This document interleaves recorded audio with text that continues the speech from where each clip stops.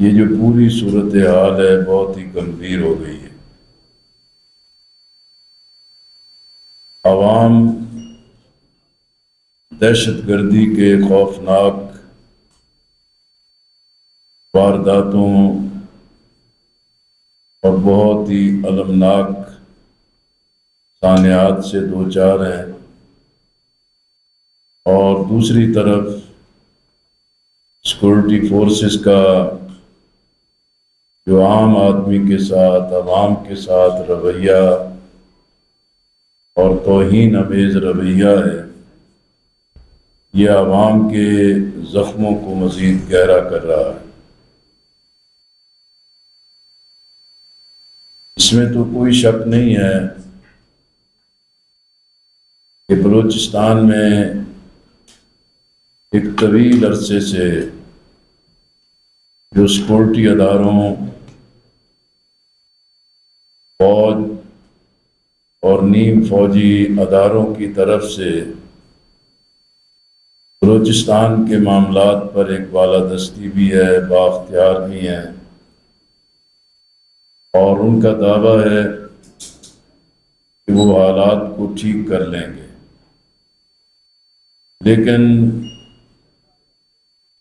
صورتحال بالکل عیاں ہے کہ یہ تمام دعوے بالکل بے بنیاد ثابت ہو رہے ہیں،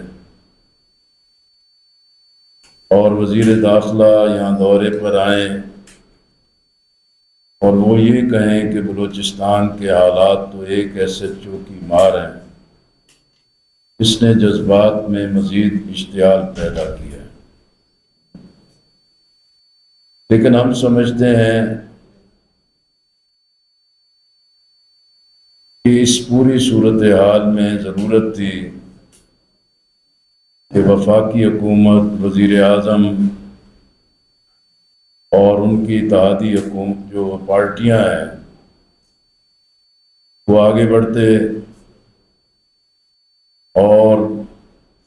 بلوچستان کے حالات پر ایک قومی کانفرنس کو منعقد کرتے، تاکہ ایک قومی اتفاق رائے پیدا ہوتا، کنسنسس پیدا ہوتے، اور اسی کی بنیاد پر حالات کو سنبھالنے کا ایک لائحہ عمل ترتیب کیا جاتا۔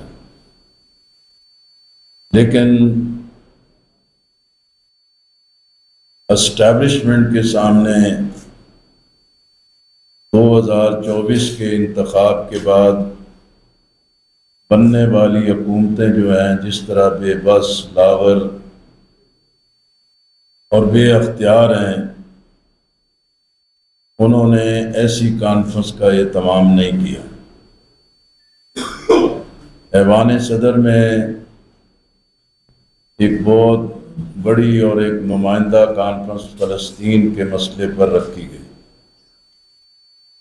اس موقع پر بھی میں نے صدر پاکستان کو بھی، وزیر اعظم پاکستان کو بھی متوجہ کیا کہ بلوچستان کے حالات کا تقاضا ہے کہ وفاق تمام سٹیک ہولڈرز کو آن بورڈ کرے اور بلوچستان پر قومی کانفرنس منعقد کی جائے۔ صدر صاحب نے بھی، وزیر اعظم صاحب نے بھی اس سے مکمل اتفاق کیا، لیکن آج تک یہ کانفرنس منعقد نہیں ہو سکی۔ اس سے بڑا المیہ یہ ہے جو قومی، سیاسی، جمہوری، دینی قیادت ہے، ان کی طرف سے بھی بلوچستان کے حالات پر آگے بڑھ کے کوئی سیاسی متفقہ لائحہ عمل نہیں طے ہو سکا۔ پاکستان تحریک انصاف اپوزیشن کی بڑی جماعت ہیں، اور انہیں عوام کے اندر دعویٰ ہے کہ بڑی پاپولیرٹی ہے، لیکن یہ ایک کھلی حقیقت ہے کہ اپوزیشن نے بھی اپنا وہ کردار نہیں ادا کیا جو بلوچستان کے اس گمبھیر حالات کا تقاضا تھا۔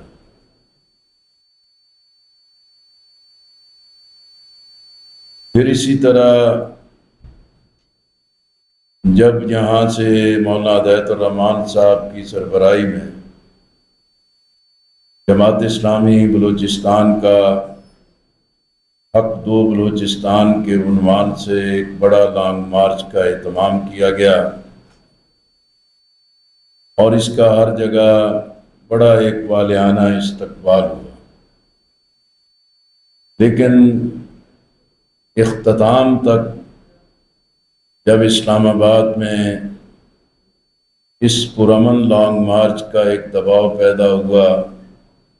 انہوں نے مذاکرات کیے اور مذاکرات کے نتیجے میں ایک معاہدہ طے پایا،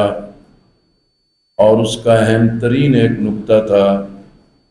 کہ وفاقی حکومت بلوچستان کی تمام پارٹیوں کی ایک نمائندہ کمیٹی تشکیل دے گی جو ان حالات کو صحیح طریقے سے تجزیہ کر کے اس کا جائزہ لے کے حالات کی بہتری کے لیے اپنی تمام تجاویز کو جو ہے کہ وہ ترتیب دیں گے۔ لیکن بدقسمتی ہے کہ کئی بار کے دعووں، اعلانات اور وعدوں کے باوجود بھی یہ کمیٹی نہیں تشکیل دی گئی۔ اب مسئلہ یہ ہے کہ بھئی اس وقت پوری جو حکومت ہے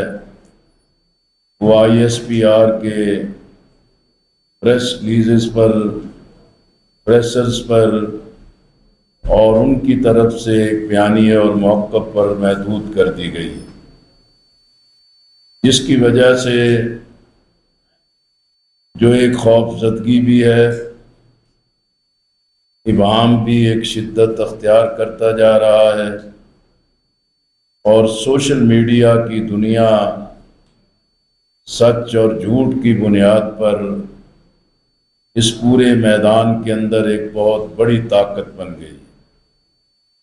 لیکن یہ سیاسی المیہ ہے کہ سیاسی اور جمہوری قوتیں اپنے اس کردار کو ادا نہیں کر پا رہے۔ لیکن آپ سب جانتے ہیں کہ جماعت اسلامی نے ہمیشہ بلوچستان میں فوجی آپریشنز کی بھی مخالفت کی ہے، اور اسی طرح انسرجنسی میں عام آدمی کے لیے جو مسائل، مشکلات ہیں، ان کے ازالے کے لیے بھی ہمیشہ ایک مثبت کام کیا ہے، اور بار بار ہم کوشش کرتے رہے ہیں کہ تمام سٹیک ہولڈرز کو جمع کیا جائے۔ انہی حالات میں جماعت اسلامی بلوچستان کے صوبائی شورا، سیاسی کمیٹی اور امیر جماعت اسلامی بلوچستان مولانا ہدایت الرحمان صاحب کی تجویز پہ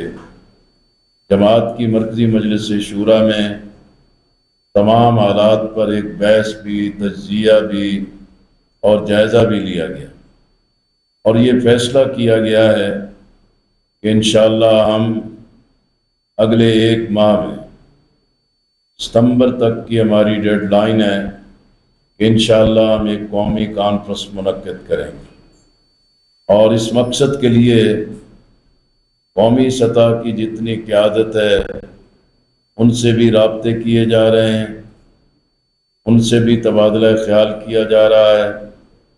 اور انہیں اس کانفرنس میں شرکت کے لیے مدعو کیا جا رہا ہے۔ اسی طرح ہماری صوبائی ٹیم کی جو کمیٹی ہے، یہ بلوچستان کی تمام صوبائی قیادت، تمام سٹیک ہولڈرز